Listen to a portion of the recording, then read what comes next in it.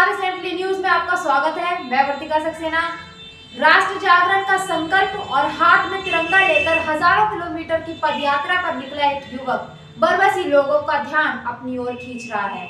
जी हां, सरदार पटेल की जन्मभूमि नादियाड से अरुणाचल प्रदेश तक की यात्रा पर निकले गणपत सहाय तिवारी ने सरकार की नीतियों को जन जन तक पहुंचाने का बीड़ा उठाया है। तो आइए मिलते हैं अमेठी के गणपत सहाय तिवारी से। अमेठी राजनीतिक रूप से समृद्ध उर्वरक भूमि है। यहाँ की राजनीति सदा राष्ट्रीय मानचित्र पर छाई रही है। इसी अमेठी से गणपत सहाय तिवारी नामक एक उच्च शिक्षित युवक जो सिविल सर्विस की तैयारी कर रहा था, वो अचानक एक जुनून के साथ राष्ट्र जागरण का संकल्प लेकर गुजरात के नादियाड़ पहुँच जाता है और हाथ में तिरंगा लेकर एक लंबे जन जागरण अभियान में निकल पड़ता है। गणपत सहाय तिवारी प्रधानमंत्री मोदी की नीतियों से प्रभावित हैं। उनका कहना है कि भारत को दुनिया की तीसरी सबसे बड़ी अर्थव्यवस्था वाला देश बनाने के लिए नरेंद्र मोदी का 2024 में तीसरी बार प्रधानमंत्री बनना आवश्यक है। गणपत सहाय तिवारी प्रतिदिन 26 किलोमीटर की पदयात्रा करते हैं और इस दौरान वे लोगों से संवाद कर उन्हें सरकार की नीतियों से अवगत कराते हैं। वे गुजरात के बाद मध्य प्रदेश, राजस्थान, हरियाणा होते हुए उत्तर प्रदेश में प्रवेश कर चुके हैं। इस दुर्गम यात्रा में वे बिहार, पश्चिम बंगाल, आसाम होते हुए अरुणाचल प्रदेश की राजधानी में यात्रा को विश्राम देंगे। फिलहाल जहां अनेकों स्थानों पर गणपत सहाय तिवारी का लोग दिल खोल कर स्वागत करते हैं, तो कहीं कहीं उन्हें विरोध का सामना भी करना पड़ता है।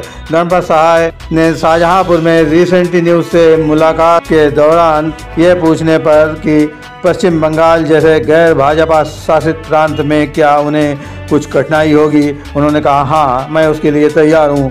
राजस्थान में भी कांग्रेस के कुछ लोगों ने मेरा विरोध किया, लेकिन मैं विचलित नहीं हुआ। Recently news bureau. आज मैंने एक ऐसे जुझारू और युवा व्यक्ति को पदयात्रा करते हुए देखा तो मुझे कुछ कौतूहल हुआ, आश्चर्य हुआ और मैंने सोचा कि जानकारी करूं कि भाई ये व्यक्ति क्यों पद यात्रा कर रहे हैं। एक राष्ट्रीय ध्वज के साथ में एक 42 वर्षीय युवा गणपत सहाय तिवारी, उन्होंने मुझे बताया कि मैं अमेठी का रहने वाला हूं और नादियाड़ गुजरात से उन्होंने ये पदयात्रा शुरू की है। तो ये पदयात्रा क्यों शुरू की है, गणपत सहाय इतनी लंबी यात्रा कहां से लेकर कहां तक जा रहे हैं, आइए हम इनसे बात करते हैं। आपको मिलाते हैं गणपत सहाय तिवारी की सकारात्मक भूमिका है, जो इनका समर्पण है, घर परिवार छोड़ करके एक लंबी यात्रा पर निकले हुए हैं। जानकारी करेंगे कि भाई गणपत सहाय तिवारी ने इतनी लंबी यात्रा क्यों की है। गणपत सहाय तिवारी जी, आपका हमारे चैनल में बहुत बहुत स्वागत है। बहुत बहुत धन्यवाद आपको। मैं गणपत सहाय तिवारी अमेठी उत्तर प्रदेश से हूँ। मैंने विकसित भारत राष्ट्रीय एकता एवं एकजुटता यात्रा नादियाड गुजरात से प्रारंभ किया है। गुजरात से 10 राज्य क्रॉस करके हमें अरुणाचल प्रदेश की राजधानी ईटानगर तक 3500 किलोमीटर की ये यात्रा करना है। नादियाड से इसलिए प्रारंभ किया कि ये सरदार वल्लभ भाई पटेल जी की जन्मभूमि है और आपने राष्ट्र का एकीकरण किया। हमारी यात्रा का नाम भी एकता एवं एकजुटता यात्रा है विकसित भारत के लिए, विकसित भारत राष्ट्रीय एकता एवं एकजुटता यात्रा, जो कि आदरणीय प्रधानमंत्री श्री नरेंद्र मोदी जी के विकसित भारत लक्ष्य पर आधारित है। आपको ये प्रेरणा कैसे मिली? आप अचानक इस यात्रा को शुरू करने का विचार कैसे आया आपके मन में? राष्ट्र हित में और राष्ट्रीय स्तर पर मैं व्यक्तिगत तौर पर एक आयोजन करना चाह रहा था और 15 अगस्त 2022 को आदरणीय प्रधानमंत्री नरेंद्र मोदी जी का देश को उद्बोधन था, जिसमें उनका ये स्पष्ट कहना था कि विकसित भारत ही मेरा परम लक्ष्य है और उन्होंने पंचप्रण लक्ष्य व्यक्त किया। विकसित भारत, विरासत पर गर्व, एकता एवं एकजुटता, नागरिकों का कर्तव्य, गुलामी से मुक्ति। तो मैंने इसी को आधार बना करके ये यात्रा प्रारंभ किया है और जो गवर्नमेंट की जन कल्याणकारी योजना कब से आपने ये यात्रा शुरू की है? यात्रा मैंने 24 अगस्त को प्रारंभ किया। आज 74वां दिन है, 2 महीने 14 दिन हुआ है और 24 जनवरी तक, लगभग 5 महीने की ये यात्रा है। 24 जनवरी तक जो है ये यात्रा संपन्न होगी। कहाँ पर? अरुणाचल प्रदेश लेकर जाएंगे? जी, अरुणाचल प्रदेश की राजधानी ईटानगर में यात्रा संपन्न होगी। अच्छा, प्रतिदिन कितना आप चलते हैं? जी, प्रतिदिन 26 किलोमीटर चलना रहता है और इस बीच में लगभग 20 से 25 जनसंपर्क कार्यक्रम करने रहते हैं। एक जनसंपर्क कार्यक्रम में कम से कम 10 से अधिक लोग, 10, 15, 20 लोग जितने भी रहें, और बाकी मैनुअली जिन लोगों से मिलते चलते हैं, ये कार्यक्रम करना रहता है। क्या संदेश देते हैं लोगों को? राष्ट्र विकसित हो, इस दिशा में जो विकसित भारत का संकल्प है मोदी जी का, और जैसा कि आज राष्ट्र 5वीं सबसे बड़ी अर्थव्यवस्था है, 13.5 करोड़ गरीब लोग गरीबी से ऊपर उठे हैं, और मोदी जी का कहना है कि आने वाले 5 साल में राष्ट्र 3री सबसे बड़ी अर्थव्यवस्था होगा। तो लगभग 30 करोड़ और गरीब लोग जो हैं वो, उनका लिविंग स्टैंडर्ड सुधरेगा, वो बीपीएल श्रेणी से बाहर आएंगे। तो अगर राष्ट्र विकसित हो रहा है तो राष्ट्र का मुखिया राष्ट्र को डेवलप्ड करने की दिशा में कृत संकल्पित है, तो राष्ट्र के प्रत्येक व्यक्ति को एक एवं एकजुट रहना चाहिए। इस दिशा में ये मेरा व्यक्तिगत प्रयास है। अच्छा, ये बताइए कि ये जो यात्रा आपकी है, इसका उद्देश्य क्या है? यात्रा का उद्देश्य राष्ट्र के प्रत्येक व्यक्ति को विकसित भारत के लिए एक एवं एकजुट करना है। मोदी जी का जो विकसित भारत का लक्ष्य है, इसके लिए जो है एक एवं एकजुट करना है, ये उद्देश्य है। मोदी जी की किन नीतियों से आप प्रभावित हैं? मोदी जी की कोई भी नीति आप देख लीजिए, चाहे राष्ट्रीय राजमार्गों का। मोदी जी से क्यों प्रभावित हैं आप? मतलब कोई भी नीति देख लेने की बात नहीं है, जी। क्यों प्रभावित हैं आप? मतलब विशेष नीति क्या है जिसकी वजह से ऐसा आपको लगा कि आप मतलब जो है इस बड़ी मतलब दुर्गम यात्रा पे निकल पड़े हैं, इतना लंबा सफ़र आपको करना है, तो आपने इतना बड़ा त्याग क्यों करना है? जी, अभी जैसे 370 ये हटाया गया, एक देश में 2 कानून नहीं हो सकते, वो हमारे देश का मुख्य भाग है। ये दुर्भाग्यपूर्ण है कि वहाँ पर जो है वो राष्ट्र में पूरी तरह से जैसे अन्य राज्य हैं वैसा नहीं था। ये 370 हटाया उन्होंने, और उसके बाद में जितने भी कार्य हैं, चाहे आयुष्मान भारत योजना देख लीजिए, उज्ज्वला योजना देख लीजिए, और जन औषधि केंद्रों का निर्माण ही इस उद्देश्य से किया गया है। तमाम लोग ऐसे हैं जो क्या कहते हैं 10 से 15 हज़ार रुपये उनका दवा में खर्च होता था, असाध्य मर्ज से पीड़ित थे। आज मुश्किल से 1.5-2 हज़ार रुपये में उनकी महीने भर की दवा हो जा रही है। तो इतना ईमानदारी से अगर कोई प्रधानमंत्री कार्य कर रहा है, तो हमें लगता है कि विकसित भारत की दिशा में जो उनका ये पहल है, ये सकारात्मक दृष्टि से आगे बढ़ रही है। आज इंफ्रास्ट्रक्चरल डेवलपमेंट हो रहे हैं हर जगह। ये बताइए कि आपके जीविकोपार्जन साधन क्या है? आप क्या व्यवसाय क्या है आपका? मेरा व्यवसाय कृषि है।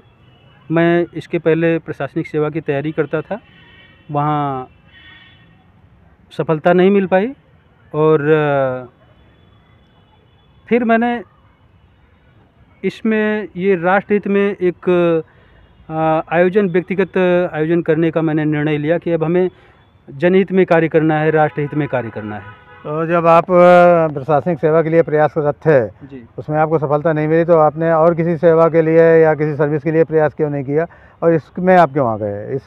ये मतलब जो सामाजिक कार्य है जिसे कहा जाए, और मतलब इतनी बड़ी एक लंबी यात्रा आपने शुरू कर दी। जी। तो मतलब ऐसा क्यों, आपको क्या ऐसी प्रेरणा मिली, क्यों आपने ये मतलब सोचा, क्यों आपने मतलब जो है और कहीं मतलब सर्विस करते या कोई बिजनेस करते, तो वो सब छोड़ करके आप ये दुर्गम रास्ता आपने क्यों? जी, हमें लगता है कि अगर हम हाफ हार्ट से कोई काम करेंगे तो वो डबल हार्ड होगा। अगर आधे दिल से कोई काम कर रहे हैं, दुगना कठिन होगा वो। तो काम वही करना चाहिए व्यक्ति को जिसमें आनंद आए, कितना भी कष्ट हो, लेकिन कि ठीक लगे वो कार्य। तो हमारी अंतरात्मा कही कि हमें जो है जनहित में ये कार्य करना चाहिए। इसलिए बेशक ये श्रमसाध्य निर्णय है मेरा, निश्चित रूप से। डेली शुरुआत में करीब 8-10 दिन तक हमारे पैर में छाले पड़े, 8-10 किलो वजन बैग है ये भी लेकर के चलना, तो लगा पहले कि ये निर्णय मैंने ले लिया, लेकिन कि तिरंगे के प्रति प्रतिबद्ध हूँ, मातृभूमि के प्रति जो है वो वचनबद्ध हूँ, इसलिए इतना कठिन निर्णय मैंने लिया। और हमें अब शरीर भी एक्सेप्ट कर लिया है और ठीक लग रहा है। मैं जनता से जनसंपर्क कर रहा हूँ और उनसे मिल रहा हूँ, उनकी जो समस्याएं हैं वो भी सुन रहा हूँ, लिपिबद्ध कर रहा हूँ, उचित मंच पर इसका डिस्कस भी कर रहा हूँ, तो हमें ठीक लग रहा है ये। जी। अभी आप कौन कौन से राज्य से आए हैं? अभी गुजरात, इसके बाद में मध्य प्रदेश, राजस्थान, हरियाणा के 2 ज़िले रेवाड़ी और गुरुग्राम, उसके बाद में दिल्ली, ये 6वां प्रदेश है उत्तर प्रदेश, और ये मूल प्रदेश मैं अमेठी से हूँ। इसके बाद में बिहार, वेस्ट बंगाल, असम और अरुणाचल प्रदेश की राजधानी ईटानगर। इस बीच में जैसे पटना, पूर्णिया, किशनगढ़, सिलीगुड़ी, बुगईगांव, तेजपुर होते हुए ईटानगर। ये एक व्यक्तिगत प्रश्न पूछना चाहूँगा, इतनी बड़ी यात्रा का आपने निर्णय किया तो आपके परिवार वालों ने इस पे कोई आपको का मतलब विरोध किया या कोई समझाया, मना किया कि ऐसा मत करिए? जी, ये बहुत ही अच्छा प्रश्न है, और ये सही बात है कि घर वालों को थोड़ा चिंता हुई कि अगर 1 किलोमीटर भी जाना हुआ तो बाइक से जाते थे या साइकिल से चले गए, और डेली 26 किलोमीटर चलना है, वो भी 3500 किलोमीटर तक, एक छोर से दूसरे छोर तक, पश्चिम से पूर्व तक जाना है, तो थोड़ा समस्या हुई वहाँ पर। लेकिन कि फिर भी मैंने कहा कि नहीं, राष्ट्र हित में हमें कार्य करना है, और हमें लगता है कि हम और कोई कार्य करेंगे हम संतुष्ट नहीं रहेंगे उसमें। हर जगह पैसा ही सब कुछ नहीं होता है। अगर हम राष्ट्र हित में कर रहे हैं तो प्रकृति सब कुछ पूरा करती है। आप क्या भारतीय जनता पार्टी के सदस्य हैं या नहीं हैं? नहीं, मैं सदस्य नहीं हूँ, कोई दायित्व मेरे पास नहीं है। मतलब कोई राजनीतिक व्यक्ति नहीं है? नहीं, अभी तक मैं प्रशासनिक सेवा की तैयारी कर रहा था, और अब चूँकि आदरणीय प्रधानमंत्री जी का जो ये विकसित भारत का लक्ष्य है, ये हमें बहुत ही अच्छा लगा। और जैसा कि जो इंफ्रास्ट्रक्चरल डेवलपमेंट हो रहे हैं, जो आधारभूत और संरचनात्मक विकास हैं, जैसा कि नेशनल हाईवेज ठीक ठाक बन रहे हैं, रेलवे सेक्टर में जो है वो हर जगह दोहरीकरण, विद्युतीकरण, पार पथ, फुट ओवर ब्रिज, अंडरपास, सारे काम। 6 राज्यों से आप आ रहे हैं, जी जी। तो आपको क्या मतलब वहाँ पे लोगों की धारणा क्या प्रतीत हुई? कई राज्यों में चुनाव भी होना है, उन राज्यों से गुजर कर आप आ रहे हैं, तो क्या धारणा सामने आई लोगों का भारतीय जनता पार्टी के प्रति, क्या रुख है? बहुत ही बढ़िया प्रश्न है, और ये विधानसभा चुनाव को दृष्टिगत रखते हुए मैं गुजरात से मध्य प्रदेश भी गया और राजस्थान भी गया। नहीं तो मैं गांधीनगर से सीधे उदयपुर आता, राजस्थान चला जाता, लेकिन कि हमें विधानसभा क्षेत्र भी कवर करने थे, तो वहाँ पर बहुत ही अच्छा रिस्पांस है। लोगों की जनभावना मोदी जी के साथ जुड़ी है, और भारतीय जनता पार्टी भारी मतों से जीत करके सरकार बना रही है, मध्य प्रदेश में भी और राजस्थान में भी। अच्छा, मतलब आपका मुख्य उद्देश्य जो है भारतीय जनता पार्टी की नीतियों को, और मतलब सरकार की नीतियों को जनता तक पहुंचाना, और भारतीय जनता पार्टी को दोबारा सरकार में लाना, ये मतलब मेरे ख्याल से आपका उद्देश्य ये लग रहा है। निश्चित रूप से आप कह सकते हैं, जैसा कि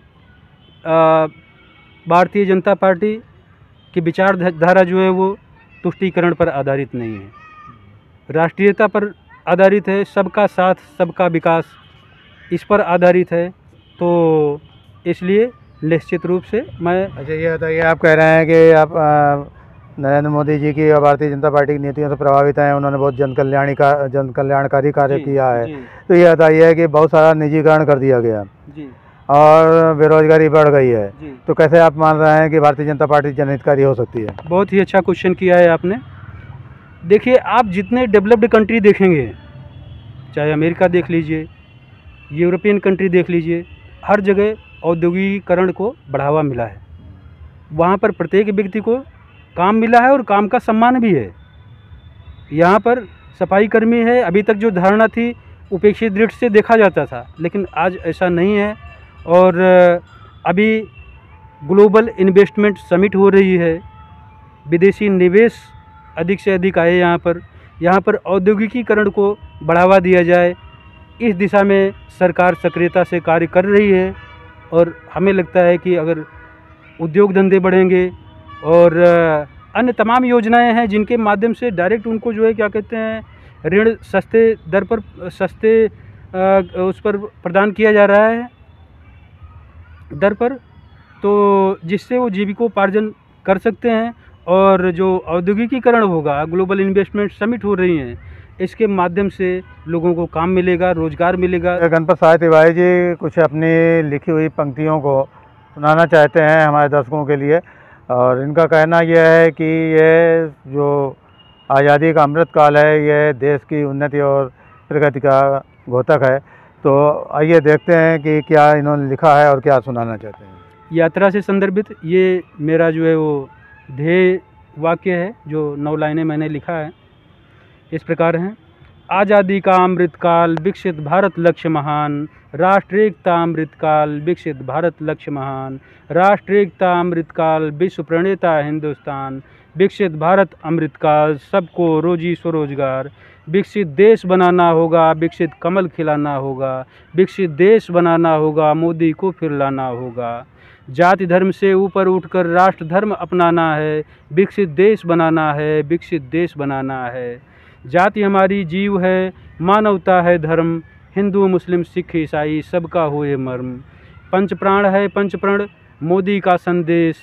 लक्ष्य एक है राष्ट्र का, विकसित भारत देश। लक्ष्य एक है राष्ट्र का, विकसित भारत देश। जय हिंद, जय भारत। तो ये गणपत सहाय तिवारी हैं, जो कि देखा जाए तो भारतीय जनता पार्टी के प्रचार के लिए ही निकले हैं, लेकिन ये कह रहे हैं कि हम राष्ट्र की एकता और सामाजिक समरसता तथा राष्ट्र की जो विकसित हो रहा है और जो मतलब सरकार की जो नीतियां हैं उनको जन जन तक पहुंचाने का प्रयास कर रहे हैं।